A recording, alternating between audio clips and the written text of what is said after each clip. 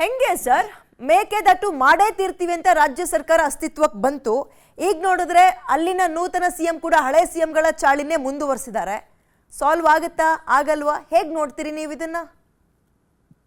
ನೋಡಿ, ಯಾವುದೇ ಒಂದು ಇಂಟರ್ ಸ್ಟೇಟ್ ವಾಟರ್ ಡಿಸ್ಪ್ಯೂಟ್ ಇರೋ ಸಂದರ್ಭದಲ್ಲಿ ಪ್ರತಿಯೊಂದು ರಾಜ್ಯ ಕೂಡ ಅವರ ಒಂದು ಹಿತದೃಷ್ಟಿಯನ್ನ ಕಾಪಾಡ್ಕೋಬೇಕು ಅಂತ ಹೊರಡ್ತಾರೆ. ಅದೇ ರೀತಿಯಲ್ಲಿ ಇವಾಗ ಈ ಟಿವಿಕೆ ಪಕ್ಷ ಕೂಡ ಮಾಡ್ತಾ ಇದೆ. ಸೊ ಮೊದಲು ಕೂಡ ಡಿಎಂಕೆ ಪಕ್ಷ ಸೇಮ್ ವಿಷಯ ತೆಗೆದಿತ್ತು. ಅದೇ ರೀತಿಯಲ್ಲಿ ಇವರು ಕೂಡ ಮಾಡ್ತಾ ಇದ್ದಾರೆ. ಒಟ್ಟಾರೆ ಇದು ಏನೇ ಆಗ್ಲಿ, ಇದು ಕಾನೂನಿನ ಅಡಿಯಲ್ಲಿ ಯಾವ ಒಂದು ಇದರ ಟ್ರೈಬ್ಯುನಲ್ ಅಥವಾ ಸುಪ್ರೀಂ ಕೋರ್ಟ್ ಅಂತ ಒಂದು ಆದೇಶ ಬಂದ್ರೆ ಮಾತ್ರ ಇದು ತೀರುವಂತದ್ದು.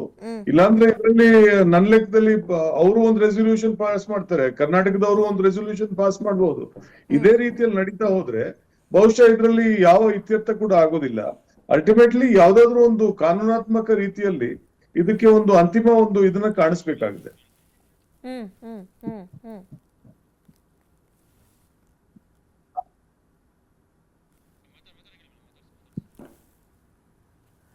ಓಕೆ ಸರ್, ಈಗ ಇನ್ನೊಂದು ಇದು ರಾಜಕೀಯ ಹೋರಾಟವಾಗಿ ಯಾವಾಗ್ಲೂ ಒಂದು ಟ್ವಿಸ್ಟ್ ಅನ್ನು ಪಡ್ಕೊಂಡಿದ್ದೆ. ಸಾಲ್ವ್ ಮಾಡೋದು ಹೆಂಗೆ? ಮಾತುಕತೆಗೆ ರೆಡಿ ಅಂತಾರೆ, ಅವ್ರುಗಳು ಬರಕ್ ರೆಡಿ ಇರಲ್ಲ. ಮತ್ತೆ ಸಾಲ್ವ್ ಮಾಡೋದು ಹೆಂಗೆ ಸರ್? ಬೆಂಗಳೂರಿನ ನೀರು ಬೇಕಪ್ಪ ಅಂಡ್ ಇದರಿಂದ ನಿಮ್ಗೂ ಏನು ಸಮಸ್ಯೆ ಆಗಲ್ಲ ಅಂತ ಅವರಿಗೆ ಅರ್ಥ ಮಾಡ್ಸಕ್ಕಾದ್ರೂ ಟೈಮ್ ಬೇಕಲ್ಲ, ಒಂದು ಮೀಟಿಂಗ್ ಆಗ್ಬೇಕಲ್ಲ, ಒಂದು ಸಿಟ್ಟಿಂಗ್ ಆಗ್ಬೇಕಲ್ಲ. ಅಲ್ಲ, ಸಿಟ್ಟಿಂಗ್ ಅವ್ರು ಒಪ್ಪಿದ್ರೆ ತಾನೆ ಮೀಟಿಂಗ್ ಆಗೋದು. ಅದೇ ತಮಿಳ್ನಾಡು ಒಪ್ಪಿದ್ರೆ ತಾನೆ ಮೀಟಿಂಗ್ ಆಗೋದು, ಸಿಟ್ಟಿಂಗ್ ಆಗುವಂತದ್ದು. ಅವ್ರು ಒಪ್ಪಿದ್ರೆ ತಾನೆ ಪ್ರಿಲಿಮಿನರಿ ಸ್ಟೇಜ್ ಅಲ್ಲಿ ಅವ್ರಿಲ್ಲ ಮೀಟಿಂಗ್ ಬೇಡ, ನಾವು ಇದನ್ನ ಒಪ್ಪೋದೇ ಇಲ್ಲ ಅಂತ ಹೇಳಿದ್ರೆ ಮಧ್ಯಪ್ರವೇಶ ಯಾರು ಮಾಡ್ಬೇಕು, ಯಾವಾಗ ಮಾಡ್ಬೇಕು? ಅಲ್ಲ, ಇವಾಗ ನಾವು ಪ್ರೆಸೆಂಟ್ಲಿ ನಂಗೆ ತಿಳಿದಿರೋ ಹಾಗೆ ಪ್ರೆಸೆಂಟ್ಲಿ ನಾವು ಹೋಗಿರುವಂತದ್ದು ಕೇಂದ್ರ ಸರ್ಕಾರದ ಹತ್ರ. ಕೇಂದ್ರ ಸರ್ಕಾರ ಇವತ್ತು ನಮ್ಗೆ CWC ಮತ್ತೆ ಇವರೆಲ್ಲ ಅವರು ಅದಕ್ಕೆ ಪರ್ಮಿಷನ್ ಕೊಡ್ಬೇಕಾಗಿದೆ. ಇವಾಗ ಏನೇ ಆಗ್ಲಿ ತಮಿಳ್ನಾಡು ಅದರಲ್ಲಿ ಅದಕ್ಕೆ ಆಕ್ಷೇಪ ತೆಗೆದಿದೆ. ನಮ್ಗೆ ಪರ್ಮಿಷನ್ ಕೇಳ್ತಾ ಇರೋದು ತಮಿಳ್ನಾಡು ಹತ್ರ ಅಲ್ಲ, ನಾವು ಕೇಳ್ತಾ ಇರೋದು ಕೇಂದ್ರ ಸರ್ಕಾರದ ಹತ್ರ. ಏನಕ್ಕಂದ್ರೆ CWC ಸೆಂಟ್ರಲ್ ವಾಟರ್ ಕಮಿಷನ್ ಇದಕ್ಕೆ ಪರ್ಮಿಷನ್ ಕೊಡ್ಬೇಕಾಗುತ್ತೆ. ಏನಕ್ಕಂದ್ರೆ ನಾವು ಒಂದು ಅಣೆಕಟ್ಟು ಕಟ್ತೀವಿ, ಅಲ್ಲಿ ಅಣೆಕಟ್ಟು ಕಟ್ಟಿ ಅದರಲ್ಲಿ ಒಂದಷ್ಟು ನೀರ್ನ ನಾವು ಕರ್ನಾಟಕಕ್ಕೆ ಬಿಡ್ತೇವೆ, ಇದು ಬೆಂಗಳೂರಿಗೆ ಹರಿಸ್ತೀವಿ. ಜೊತೆಗೆ ಮಿಕ್ಕಿದ ನೀರು ಯಾವ ನೀರು ಉಳಿಯುತ್ತೆ ಅದು ಕಷ್ಟ ಕಾಲದಲ್ಲಿ ಅದನ್ನ ತಮಿಳ್ನಾಡಿಗೆ ಹರಿಸುವಂಗೆ ನಮ್ಮ ಪ್ಲಾನ್ ಇರುವಂತದ್ದು. ಸೊ ಅದಕ್ಕೆ ನಾವು ಪರ್ಮಿಷನ್ ಕೊಡ್ಬೇಕಾಗಿತ್ತು ಕೇಂದ್ರ ಸರ್ಕಾರ, ತಮಿಳ್ನಾಡು ಸರ್ಕಾರ ಅಲ್ಲ. ಯಾವ ಸರ್ಕಾರ ಕೂಡ ಯಾವ ಒಂದು ಇದರಲ್ಲಿ ನದಿ ನೀರಿನ ವಿಚಾರದಲ್ಲಿ ಯಾವುದೇ ಸರ್ಕಾರ ಬೇರೆ ಅಂದ್ರೆ ಬೇರೆ ಸ್ಟೇಟ್ ಇರುವಂತವ್ರು ಯಾವತ್ತೂ ಕೂಡ ಒಪ್ಪೋದೇ ಇಲ್ಲ ಅವರು. ಅದಕ್ಕೆ ಯಾವತ್ತೂ ಕೂಡ ಟ್ರೈಬ್ಯುನಲ್ ನಿದರ್ಶನ ಕೊಡ್ಬೇಕು, ನಿರ್ದೇಶನ ಕೊಡ್ಬೇಕು, ಅಥವಾ ಕೇಂದ್ರ ಸರ್ಕಾರ ಇದ್ರ ಬಗ್ಗೆ ಒಂದು ತೀರ್ಮಾನ ತಗೋಬೇಕಾಗುತ್ತೆ. ಅಲ್ಲೂ ಕೂಡ ಕಾಂಗ್ರೆಸ್ನವ್ರು ಸಪೋರ್ಟಿವ್ ಆಗೇ ಇದ್ದಾರೆ ಅಲ್ಲಿನ ಸರ್ಕಾರಕ್ಕೆ, ಇಲ್ಲೂ ಕೂಡ ಕಾಂಗ್ರೆಸ್ ಇದೆ. ಅಟ್ಲೀಸ್ಟ್ ಈ ಬಾಂಡಿಂಗ್ ನಲ್ಲಾದ್ರೂ ಒಂದ್ ಚರ್ಚೆಗೆ ರೆಡಿ ಆಗ್ಬೋದಲ್ಲ ಅಂತ. ಹೌದು, ಅಲ್ಟಿಮೇಟ್ ಆಗಿ ಆಯಾ ರಾಜ್ಯ ಸರ್ಕಾರಗಳು ಆಯಾ ರಾಜ್ಯದ ಹಿತವನ್ನೇ ಕಾಪಾಡ್ಕೊಳ್ತವೆ. ಇವರೇನು ಕಂಪ್ಲೀಟ್ ಆಗಿ ನಮ್ ಪರವಾಗಿ ವಾಲ್ಬೇಕು ಅಂತಲೂ ನಾವು ನಿರೀಕ್ಷೆ ಮಾಡ್ತಾ ಇಲ್ಲ. ಈ ಬಾಂಡಿಂಗ್ ಮೇಲೆ, ಈ ರಿಲೇಶನ್ಶಿಪ್ ಮೇಲೆ ಅಟ್ಲೀಸ್ಟ್ ಚರ್ಚೆಗಾದ್ರೂ ಅವಕಾಶ ಮಾಡ್ಕೋಬಾರ್ದಾ? ಇದು ಮೇಡಮ್, ಇದು ಪ್ರಶ್ನೆ ಹೇಗಾಯ್ತು ಅಂತ ಹೇಳಿದ್ರೆ, ಭಾರತೀಯ ಜನತಾ ಪಕ್ಷ ಇಲ್ಲೂ ಇತ್ತು, ಅದೇ ಭಾರತೀಯ ಜನತಾ ಪಕ್ಷ ಅಲ್ಲಿ ಗೋವಾದಲ್ಲೂ ಇತ್ತು. ಯಾಕೆ ಮಹದಾಯದಲ್ಲಿ ಇದ್ರ ಬಗ್ಗೆ ಒಂದು ಇತ್ಯರ್ಥ ಆಗಿಲ್ಲ ಅಂತ ಪ್ರಶ್ನೆ ಆಗೋಯ್ತು. ಯಾವುದೇ ರಾಜ್ಯದಲ್ಲಿ ಯಾವುದೇ ಪಕ್ಷ ಇರ್ಲಿ, ಅವರು ಆ ರಾಜ್ಯದ ಪರ ಇರ್ತಾರೆ. ಸೊ ಅದಕ್ಕೋಸ್ಕರ ನಾವು ಇಲ್ಲೂ ಕಾಂಗ್ರೆಸ್ ಇದೆ, ಅಲ್ಲೂ ಕಾಂಗ್ರೆಸ್ ಇದೆ ಅನ್ನೋಂಥದ್ದು ಅದು ಅದೇನು ವಾದ ಆಗೋದಿಲ್ಲ. ಅದು ಅಲ್ಲಿ ಕಾಂಗ್ರೆಸ್ ಇರೋರು ಅವ್ರು ತಮಿಳ್ನಾಡು ಕಾಂಗ್ರೆಸ್, ಇಲ್ಲಿರುವಂತದ್ದು ಕರ್ನಾಟಕ ಕಾಂಗ್ರೆಸ್. ಅದಕ್ಕೋಸ್ಕರ ನಾವು ಬೇರೆ ಬೇರೆ ಕಾಂಗ್ರೆಸ್ ಆಗಿ ಸಿಗ್ಬೋದು, ಆದ್ರೆ ಇಲ್ಲ ನಾವು ಕಾಂಗ್ರೆಸ್ ಪಕ್ಷಕ್ಕೋಸ್ಕರ ನಮ್ಮ ರಾಜ್ಯದ ಹಿತದೃಷ್ಟಿನ ನಾನು ಬಿಟ್ಬಿಡ್ತೀನಿ ಅಂತ ಹೇಳಿದ್ರೆ ಯಾರು ಕೂಡ ಒಪ್ಪೋದಿಲ್ಲ ಅದನ್ನ. ಅದಕ್ಕೋಸ್ಕರ ಅವ್ರಿಗೊಂದು ಇದಿದೆ, they have a feeling that ಇಲ್ಲ ಇದರಲ್ಲಿ ಇದಾಗುತ್ತೆ ಅಂತ. ಅದಕ್ಕೋಸ್ಕರ ಕೇಂದ್ರ ಸರ್ಕಾರ ಇದರಲ್ಲಿ ಒಂದು ಹೆಜ್ಜೆ ಹಾಕ್ಬೋದು ಹೊರತು ನಮ್ಮ ರಾಜ್ಯದಲ್ಲಿ ಇಲ್ಲ ನಾವು ಕಾಂಗ್ರೆಸ್ ಕಡೆಯಿಂದ ನಾವು ಈ ಅಧ್ಯಕ್ಷ ಆ ಅಧ್ಯಕ್ಷರು ಬರೀತೀವಿ ಅಂತ ಹೇಳಿದ್ರೆ ಅದು ವರ್ಕೌಟ್ ಆಗಲ್ಲ. ಆಮೇಲೆ ಈ ಮೇಕೆದಾಟು ಪಾದಯಾತ್ರೆಯನ್ನ ಬಹಳ ಪ್ರತಿಷ್ಠೆಯಾಗಿ ಕಾಂಗ್ರೆಸ್ ತಗೊಂಡಿತ್ತು. ಅದರಲ್ಲೂ ಕೂಡ ಎಸ್ಪೆಷಲಿ DK ಶಿವಕುಮಾರ್ ಅವರೇ CM ಆಗಿದ್ದಾರೆ, ಅವರದ್ದೇ ನೇತೃತ್ವದಲ್ಲಿ. ಮತ್ತೆ ಈಗ ಏನು ಮಾಡೋದು? ಕೇಂದ್ರ ಸರ್ಕಾರ ಕೂಡ ಇನ್ವಾಲ್ವ್ ಆಗಲ್ಲ. ಅವರು ಮಗುನೂ ಚಿವುಟೋದು ತೊಟ್ಲುನು ತಗೋ ಕೆಲಸ ಮಾಡಿದಾಗ ವಾಟ್ ನೆಕ್ಸ್ಟ್? ಹಾಗಾದ್ರೆ ಇಲ್ಲ, ಇದಕ್ಕೆ ಅದು ಓನ್ಲಿ ಕೋರ್ಸ್ ಇಸ್ ಲೀಗಲ್ ರಿಕೋರ್ಸ್, ಬೇರೆ ಯಾವ ಕೋರ್ಸ್ ಕಾಣಿಸುದಿಲ್ಲ. ಯಾಕೆಂತ ಹೇಳಿದ್ರೆ ಇವಾಗ ನಮ್ಗೆ ಗೊತ್ತಿರುವಾಗ 19 MP ಗಳಿದ್ದಾರೆ ಇಲ್ಲಿ, ಲೋಕಸಭಾ MP ಗಳು 19 ಜನ ಇದ್ದಾರೆ. ಹೌದು. ಸ್ವಲ್ಪ ಅವ್ರ ಮೇಲೆ ನಾವು ಒತ್ತಡ ತಂದು ನೀವೇನಾದ್ರು ಮಾಡಿ ಇದ್ರ ವಿಚಾರದಲ್ಲಿ ಒಂದು ಮೀಟಿಂಗ್ ಆದ್ರೂ ಕೂರ್ಸಿ ಅಂತ ಹೇಳುವಂತದ್ದು ನಾವು ಕೆಲಸ ಆಗ್ಬೇಕಾಗುತ್ತೆ. ಅಥವಾ ಒಂದು ಪ್ರೈಮ್ ಮಿನಿಸ್ಟರ್ ಹತ್ರ ಒಂದು ಡೆಲಿಗೇಷನ್ ತಗೊಂಡು ಹೋಗ್ಬೇಕಾಗುತ್ತೆ. ಬಟ್ ಅದು ಕೂಡ ಆಗಲ್ವಲ್ಲ. ನೀವು ಇವಾಗ ಕೇಳ್ತಿದ್ರಲ್ಲ, ಯಾಕೆ ತಮಿಳ್ನಾಡು ಜೊತೆ ನೀವು ಒಂದು ಮಾತುಕತೆಗೂ ಮಾಡಕ್ಕಾಗಲ್ಲ ಅಂತ ಹೇಳಿದ್ರೆ, ಇಲ್ಲಿ ನಾವು ಒಂದು ಆಲ್ ಪಾರ್ಟಿ ಡೆಲಿಗೇಷನ್ ತಗೊಂಡು ಪ್ರಧಾನ ಮಂತ್ರಿ ಹತ್ರ ಹೋಗೋದಕ್ಕೂ ಸಾಧ್ಯ ಇಲ್ಲ ನಮಗೆ. ಅಷ್ಟು ಕಷ್ಟದ ಪರಿಸ್ಥಿತಿ ಇಲ್ಲಿ. ಯಾಕೆಂತ ಹೇಳಿದ್ರೆ ಯಾವುದೇ ಒಬ್ಬ MP ಹೋಗ್ಬಿಟ್ಟು ಪ್ರಧಾನ ಮಂತ್ರಿ ಹತ್ರ ಮಾತಾಡುವಂತ ಶಕ್ತಿ ಇಲ್ಲ. ಇವಾಗ ನಿರ್ಮಲಾ ಸೀತಾರಾಮನ್, ನೀವು ಹೇಳಿದ್ರಲ್ಲ ಪಕ್ಷಾತೀತವಾಗಿ ನಡಿಬೇಕು ಅಂತ. ಇವಾಗ ನಿರ್ಮಲಾ ಸೀತಾರಾಮನ್ ತಮಿಳ್ನವರು ಇಲ್ಲಿ MP ಇದ್ದಾರೆ. She is the union finance minister.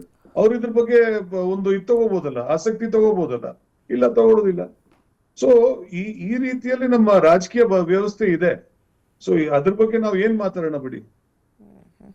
Anyway, thank you sir.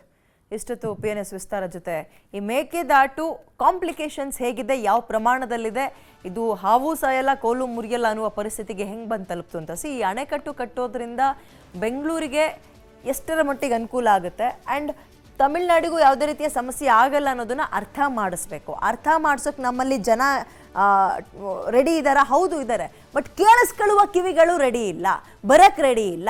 ಒಂದು ಚರ್ಚೆ ಮಾಡೋಕ್ಕೆ ಅಥವಾ ಒಂದು ವೇದಿಕೆ ಅವ್ರು ಕರೀತಾರೋ, ಇವರೇ ವೇದಿಕೆ ರೆಡಿ ಮಾಡಿಕೊಡ್ತಾರೋ, ಅದಕ್ಕೆ ಅವ್ರು ಆಸ್ಪದನೆ ಕೊಡ್ತಾ ಇಲ್ಲ ಅಂದರೆ ಇದೇ ಸ್ಟಾಲಿನ್, ಜೈಲಲಿತ ಇವ್ರಗಳ ಕಾಲದಲ್ಲೂ ಇದೇ ಹಣೆ ಬರ. ಆಮೇಲೆ ವಿಜಯ್ ಅವ್ರು ಬಂದರು, ಆಗಲೂ ಅದೇ. ಅಂದರೆ ಹೌದು, ವಿಜಯ್ ಅವ್ರು ಬರ್ತಿದ್ದಂಗೆ ಕರ್ನಾಟಕಕ್ಕೆ ಫೇವರ್ ಆಗಿ ಮಾಡಿಕೊಡ್ಬೇಕು ಅಂತ ಕೇಳ್ತಿಲ್ಲ. ಅಟ್ಲೀಸ್ಟ್ ಕೇಳಿಸ್ಕೊಳ್ಳುವ ವ್ಯವಧಾನ, ಚರ್ಚೆಗೆ ಅವಕಾಶ ಮಾಡಿಕೊಡುವಂತಹ ವ್ಯವಧಾನವಾದರೂ ಇರಬೇಕು. ಆಮೇಲೆ ನೋಡಿ, ಮೇಕೆದಾಟು ಪಾದಯಾತ್ರೆ ಅಂತ ಮಾಡಿದ್ರಿ, ಪ್ರತಿಷ್ಠೆಯಾಗಿ ತಗೊಂಡ್ರಿ. ಅವಾಗ ಇದೆಲ್ಲ ಕಾಂಪ್ಲಿಕೇಶನ್ಸ್ ಗೊತ್ತಿರಲಿಲ್ವಾ? ಪಾದಯಾತ್ರೆ ಮಾಡಿದ್ರಿ, ಆ ಒಂದು ನಿಟ್ಟಿನಲ್ಲೇ ಓಟ್ಗಳನ್ನು ನಿಮ್ಮ ಜೇಬಿಗೆ ಹಾಕೊಂಡ್ರಿ ಅಂದಾಗ ಪ್ಲೀಸ್ ಗೋ ಹೆಡ್, ವಿಶ್ವಾಸಕ್ಕೆ ತಗೊಳ್ಳಿ ನಮ್ಮ MP ಗಳನ್ನ. ರಾಜ್ಯದಲ್ಲಿ ಎಷ್ಟು ಜನ MP ಇದ್ದಾರೆ BJPಯಿಂದ ಆಯ್ಕೆ ಆಗಿರೋರು? ವಿಶ್ವಾಸಕ್ಕೆ ತಗೊಂಡು ನೀವು ಅವ್ರ ಜೊತೆಗೆ ಸೇರ್ಕೊಂಡು ಹೋಗಬೇಕು. ಪ್ರಧಾನಮಂತ್ರಿಗಳಿಗೋ ಅಥವಾ ಕೇಂದ್ರದಲ್ಲಿ ಹೇಗೆ ಹ್ಯಾಂಡಲ್ ಮಾಡಬೇಕು ಅದನ್ನ ಮಾಡಬೇಕು. ಇವ್ರ ಪಕ್ಕದವ್ರು ಬರಲ್ಲ ಅಂದರೆ ಆಪ್ಷನ್ B ರೆಡಿ ಇಟ್ಕೋಬೇಕಲ್ವಾ? ಸುಮ್ಮನೆ ಅವ್ರು ಒಪ್ಕೊಂತ ಇಲ್ಲ ಅಂದರೆ ಆಗಲ್ಲ, ಇದು ಸಾಧ್ಯ ಇಲ್ಲ.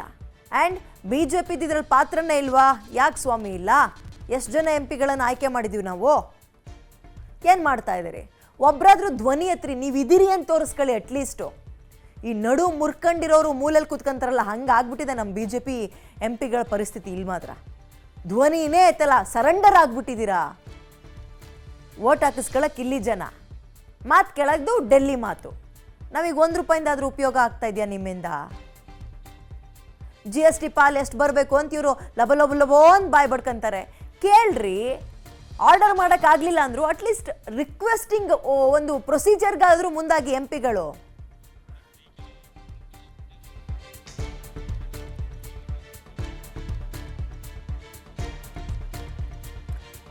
ಇನ್ನು DK ಶಿವಕುಮಾರ್ಗೆ ನಾನು ಮುಂಚೆನೇ ಹೇಳ್ದಂಗೆ ಇದು ಪ್ರತಿಷ್ಠೆಯ ಮೇಕೆದಾಟು ಯೋಜನೆ. ಸ್ವತಃ ಮೇಕೆದಾಟು ಯೋಜನೆಗೆ ಪಾದಯಾತ್ರೆಯನ್ನು DK ಶಿವಕುಮಾರೇ ಮಾಡಿದರು. ಈಗ ಮುಖ್ಯಮಂತ್ರಿ ಆದ ಬಳಿಕ ಈ ವಿವಾದ ಮತ್ತೆ ಜೋರಾಗ್ತದೆ. ವಿಚಾರವಾಗಿ ಯಾರ ಬಳಿಗೆ ಹೋಗೋಕ್ಕೂ ಕೂಡ ನಾನು ರೆಡಿ ಅಂತ ಅವ್ರು ಹೇಳ್ತಾ ಇದ್ದಾರೆ. ಇವ್ರು ಯಾರ ಬಳಿಗೆ ಹೋಗ್ತಾರೋ ಇಲ್ವೋ, ರಾಜ್ಯದಲ್ಲೇ ಸಿಗುವಂತಹ BJP MP ಗಳನ್ನ ವಿಶ್ವಾಸಕ್ಕೆ ತಗೊಳ್ಳಿ, BJPಯವ್ರನ್ನ ವಿಶ್ವಾಸಕ್ಕೆ ತಗೊಳ್ಳಿ. ಹೋಗಿ ಹೈಕಮಾಂಡ್ ಹತ್ರ ಅಥವಾ ಡೆಲ್ಲಿಗೆ ಹೋಗಿ ಪತ್ರ ಬರೆಯೋದಲ್ಲ, ಹೋಗಿ ಇದಕ್ಕೊಂದು ಸೊಲ್ಯೂಷನ್ ತಗೊಂಡು ಬನ್ನಿ. ಇಲ್ಲಾಂದರೆ ಬೆಂಗಳೂರಿಗೆ ಕಷ್ಟ ಆಗುತ್ತೆ. ಹೆಂಗೆ ಅವರು ಸಾಧ್ಯನೇ ಇಲ್ಲ, ನಾವು ಚರ್ಚೆಗೆ ರೆಡಿನೇ ಇಲ್ಲ ಅಂದ್ಕೊಂಡು ಎಷ್ಟೇ ಪಕ್ಷಗಳು ಚೇಂಜ್ ಆಗಲಿ, ಸಿದ್ಧಾಂತಗಳು ಚೇಂಜ್ ಆಗಲಿ, ತಮಿಳ್ನಾಡಿನಲ್ಲಿ ಅವರು ನಾಡು ನುಡಿ ಅಂತ ಬಂದುಬಿಟ್ರೆ ಅವರ ಒಗ್ಗಟ್ಟಿದೆಯಲ್ಲ ನಿಜಕ್ಕೂ ಭೇಷ್. ಬಟ್ ನಮ್ಮಲ್ಲಿ ಹಂಗೆ ಆಗ್ತಾಯಿಲ್ಲ. ನಮ್ಮಲ್ಲಿ ಬರೀ ಬೋಗಳೆ. ನಾವು ಬಂದುಬಿಟ್ರೆ ಹಂಗೆ ಮಾಡಿಬಿಡ್ತೀವಿ, ಹಿಂಗೆ ಮಾಡಿಬಿಡ್ತೀವಿ, ಕರೆಸ್ಕೊಳ್ತೀವಪ್ಪ, ಓಟ್ ಕೊಡ್ತೀವಿ, ನಂಬಿದ್ಮೇಲೆ ಕತೆಗಳು. ಅವ್ರು ಒಪ್ಕೊಂತ ಇಲ್ಲ, ನಾವೇನು ಮಾಡೋಣ? ಅವ್ರು ಬರ್ತಿಲ್ಲ, ನಾವು ಹೆಂಗೆ ಆಟ ಆಡೋಣ? ಹಿಂಗೆ ಕತೆ. ಇದರಲ್ಲಿ ಕಾಂಗ್ರೆಸ್ದೆಷ್ಟು ಪಾಲಿದೆಯೋ BJPಯ MP ಗಳದ್ದು ಅಷ್ಟೇ ಪ್ರಮಾಣದ ಪಾಲಿದೆ ಸರ್, ಕೇಳ್ಕೋಬೇಕು. ಆ್ಯಂಡ್ ಕಾಂಗ್ರೆಸ್ನವ್ರು ನೀವು ಅಷ್ಟೇ, ಎಲ್ಲರೂ ಸಹಬಾಳ್ವೆಗೆ ಅಂತ ತಗೊಂಡು ಹೋಗಿ ಪತ್ರ ಬರೀತಿರೋ ಅಥವಾ ಮಾತಾಡಿಸ್ಕೊಂಡು ಬರ್ತಿರೋ ಸೊಲ್ಯೂಷನ್ ತಗೊಂಡು ಬನ್ನಿ. ಅವರಿಗೆ ಮನವರಿಕೆ ಮಾಡಿಕೊಡಿ, ನಿಮಗೆ ಯಾವುದೇ ರೀತಿಯ ತೊಂದರೆಗಳು ಆಗಲ್ಲ, ಇದರಿಂದ ಮನವರಿಕೆ ಮಾಡಿಕೊಡಿ.